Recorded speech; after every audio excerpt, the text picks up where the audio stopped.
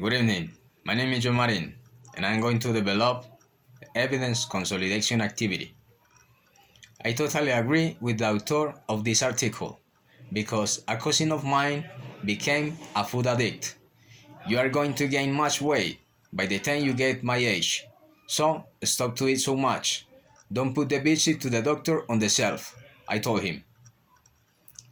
So much so that when he visited the doctor, he was diagnosed as being overweight. However, he didn't want to give up this obsession, and one day when he was playing soccer, I had to help him because I passed it out and crashed it when he fell. He was unconscious because he bumped his head and he was also bleeding. The group coach commanded me to keep calm and I asked him to bring gauze to control the bleeding by applying pressure.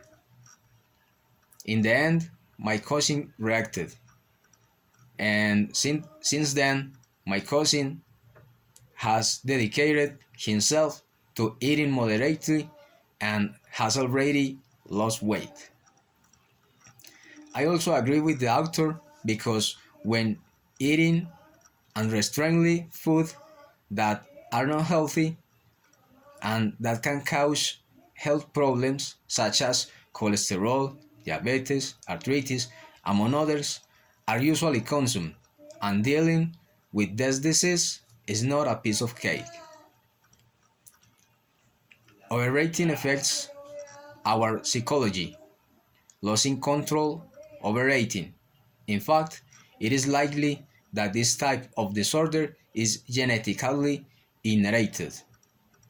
Depression or other emotions, such as feeling disgust or stress, can also cause some type of eating disorder, including an unhealthy diet, such as not eating enough nutrition food or skipping meals, also influence this type of disease.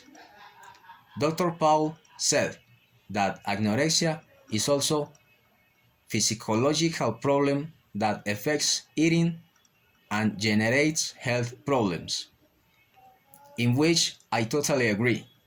Particularly, I have known anorexic people who eat once in a blue moon, and these people don't look very good. They think they are looking for a good diet. They are people who unconsciously harm their body by forbidding healthy eating. By the time I read this activity, I will have researched bulimia, and I realized that Dr. Paul Wilson is very right, since this disease, according to doctors, is a physiological disorder and an eating disorder where the person eats too much food and then causes himself to vomit or consume laxatives in order to maintain his body weight.